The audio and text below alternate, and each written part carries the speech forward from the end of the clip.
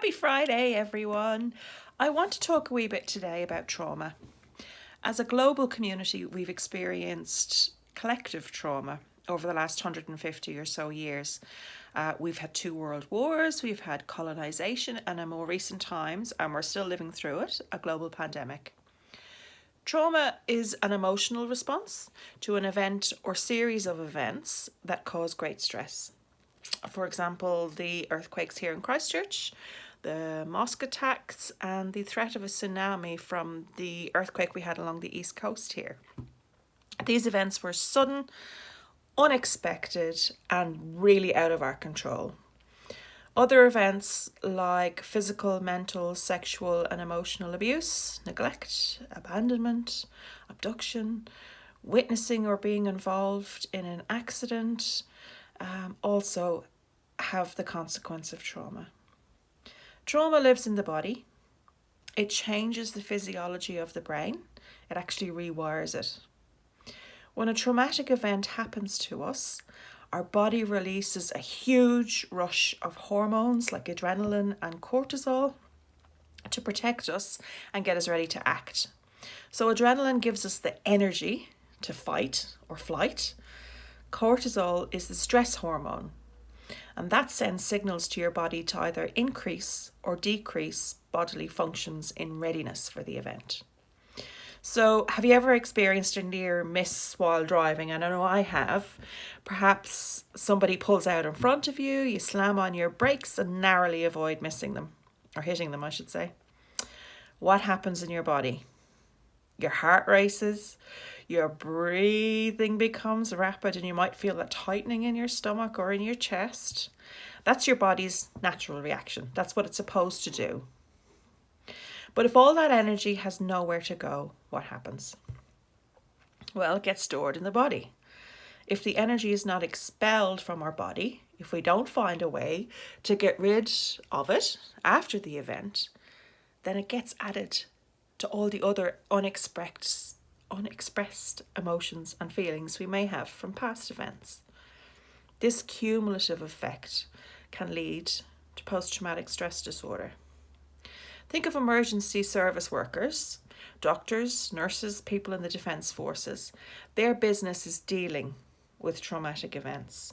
Every day, they willingly put themselves in extremely stressful situations.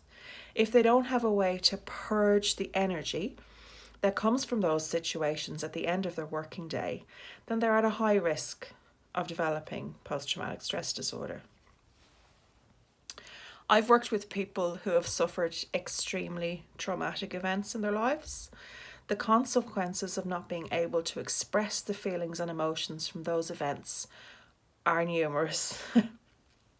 They include addiction, depression, anxiety, eating disorders, personality disorders. I had one client who was constantly on the move. He couldn't sit still because when he was still, he would relive the horrific abuse he suffered as a child. He struggled to maintain relationships because of his erratic and crazy behaviour. He expressed a lot of anger and violent behaviour, and that was all just a manifestation of fear. He'd push people away to protect himself from being hurt, or he'd hurt first before anyone could hurt him. As a result, his life is chaotic. It's marred by addiction, periods of homelessness, and the inability to form lasting relationships. I wonder how different his life would have been if he'd been able to talk to someone early on about what happened to him. Trauma causes a disconnection from the true self because it's painful, right, to face what happened and to expose those emotions. That's really difficult. If you've no one to talk to when you've been hurt, no way of getting the emotions out of your body, then they get pushed down and you put on a mask to face the world.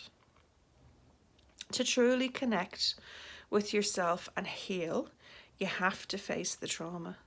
You have to gently expose it layer by layer. Not the actual event itself, but the emotions and the feelings that go with it. You can't make it go away. It happened. that can't be changed, but the emotions and feelings attached to it can be changed.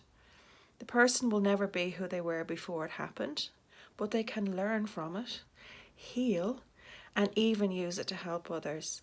People like Oprah Winfrey, Ariana Grande, and Prince Harry have all been open about their struggles with trauma, and they use their experiences to help and inspire others, healing themselves along the way. And that really just show that there's hope after trauma.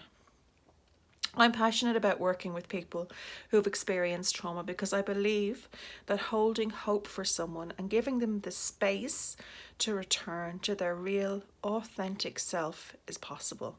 And it doesn't have to be complicated. Traditional methods of dealing with trauma, including medication, counselling, psychology, psychiatry, they all have their place and value, and people should do what works and feels right for them. What I found in my experience is that traditional talking therapies tended to focus on the event itself, and I had to regurgitate the story over and over. Medication kept the emotions at bay, so I didn't have to feel. It wasn't until I worked with my mind coach to get to the beliefs and emotions that drove the behaviour I was wanting to change, that real change and healing could take place. I'm still feeling and still healing, but I know wholeheartedly that I am not those emotions. I am not what happened to me.